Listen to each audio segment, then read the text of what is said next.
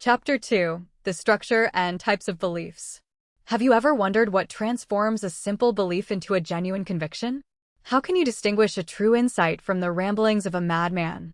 Let's don our researcher hats and delve into the world of the experience/words matrix, where every belief is a complex web of experiences and phrases that skillfully create the illusion of stability in our minds.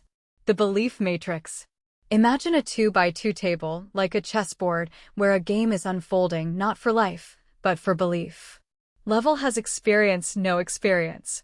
Has words, belief, faith. No words, intuition/imprint, trance/void. Let's start with the most straightforward and light structure, faith. 1. Faith, words without experience.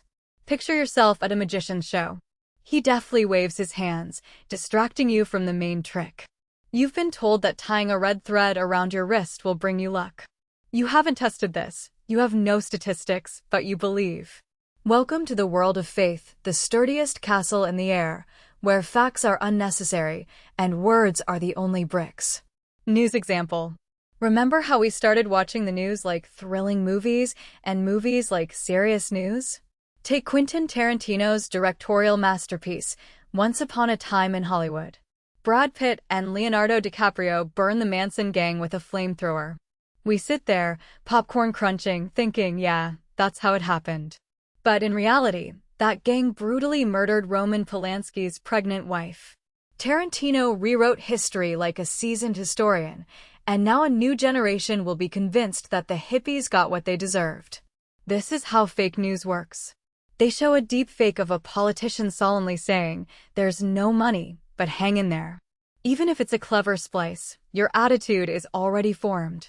You have no experience interacting with him, but the belief is already in place, like sturdy furniture in a living room. 2. Intuition/imprint, experience without words. Do you remember a moment when something whispered to you, but you couldn't explain it? You washed your car and then it started to rain. Coincidence? Maybe. You washed it a second time and again, rain. You washed it a third time, downpour. You stand there, soaked like a seagull in the rain, thinking, okay, I think I understand how this universe works. This is intuition/imprint. There's experience, but no words. Like Pavlov's dog, which salivates not because it knows food is coming, but because of its past experience. 3. Trance, no experience, no words. This state is reminiscent of a moment when you sit in a cafe, absent-mindedly stirring your coffee, and suddenly realize you have no idea what you've been thinking for the last 5 minutes. It's a state of uncertainty where miracles can happen. To transform an old belief into a new one, you need to momentarily throw someone off balance, as if taking them off the brakes, and while they're in a light trance, slip in a new connection. It's like knocking the stool out from under old beliefs and immediately offering a new one. 4. Belief, experience plus words. Here we are at our destination. Belief is experience skillfully stitched together with explanation. It's like a tough nut that's not easy to crack. A belief is always an equation. A equals B, complex equivalent. A B, cause and effect.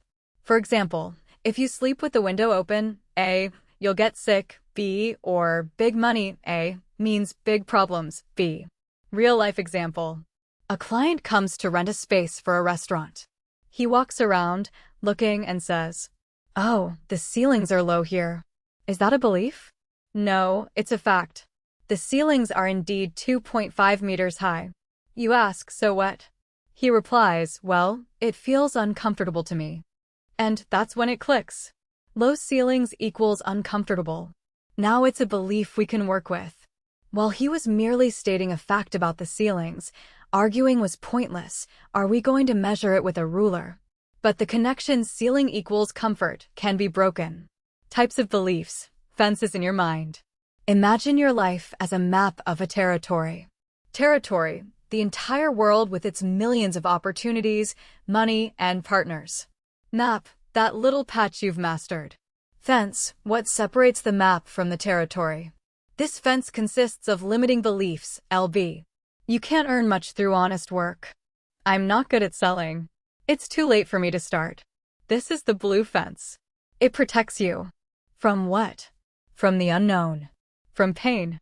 But it also keeps you away from resources. Inside the map, there are supporting beliefs. You should wear a hat in winter. You need to be polite. They help us survive and maintain stability. And then there are resourceful, expanding beliefs. These are like doors in the fence. The world is full of resources. There are no failures, only feedback. The relativity of fences. What is a ceiling for one person is a floor for another. Take $1,000. For a student in 2000, that's, oh my God, I'm rich. Life is great. Resource/dream. For a businessman in Moscow today, it's, so, is that for one dinner? Or should I save it for tea? Chump change. For a resident of a remote village, dangerous money, they'll kill for it fear. Story about grandpa, grandma, and the blogger. I saw a video. An old man and woman are on the street, playing the accordion and singing. They're making pennies. A blogger approaches. You sing beautifully. He hands them 1,000 rubles. The grandpa perks up, rips the accordion, and the grandma hits a higher note.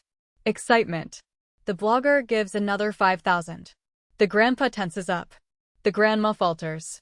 Their eyes dart around. The blogger pulls out a stack, maybe 50 or 100,000. Here, you're great. What's their reaction? The grandpa grabs the grandma. Let's get out of here. They pack up in a second and disappear. Why? Because the scale of personality couldn't handle the amount. For them, that money equals mortal danger.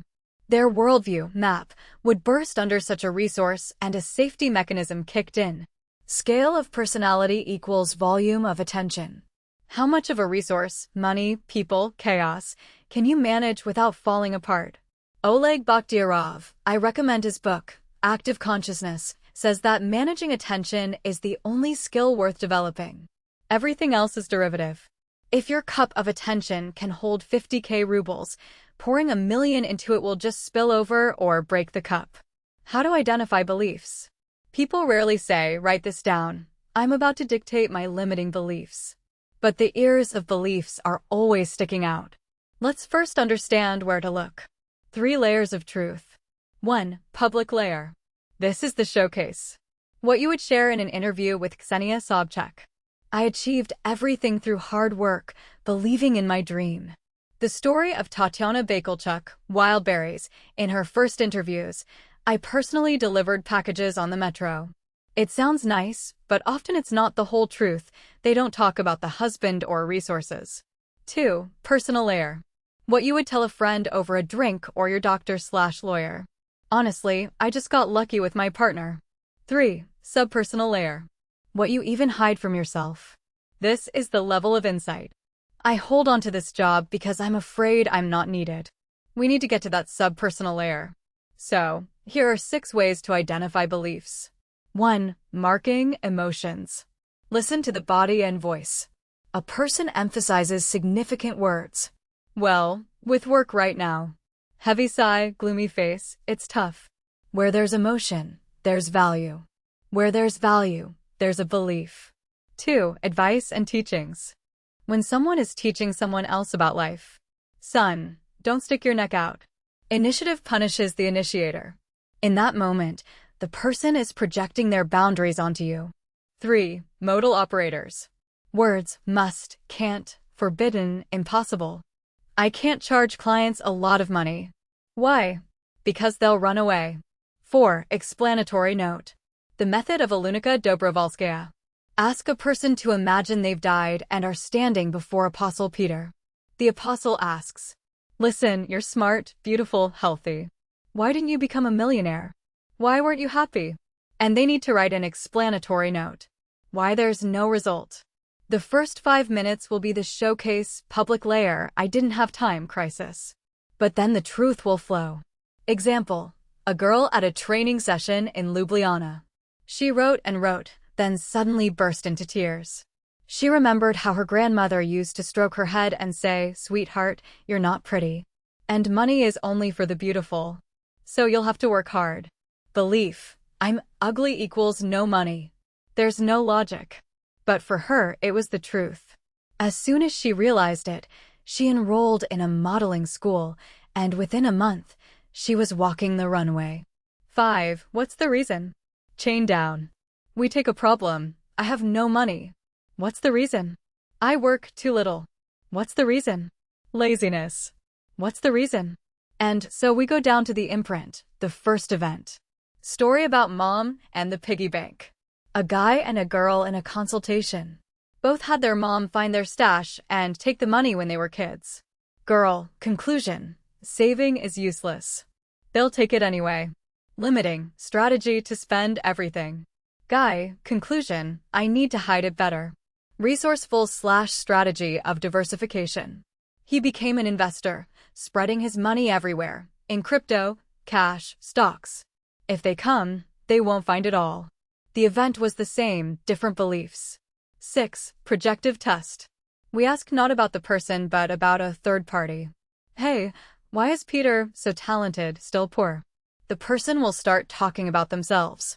Well, he's probably afraid of responsibility. Noted. Story about the yacht in St. Petersburg. We're walking with friends along the embankment, and there's a gorgeous black yacht, lights on. I ask, I wonder what they're doing there? First friend, well, it's obvious. St. Petersburg is the drug capital. They're snorting cocaine. Second friend, no way. There are prostitutes. An orgy. Third friend, come on. These are rich people. They're sitting, drinking expensive cognac and watching training sessions. Everyone saw their own map in the yacht's windows. This is projection. Ask a girl, look, that dog is running, looking sad. What do you think it's thinking? It's lonely, it wants someone to hug it. Congratulations, you just learned what the girl wants. Now that we know how to identify beliefs, it's time to move on to how to change them. But first, about your own state.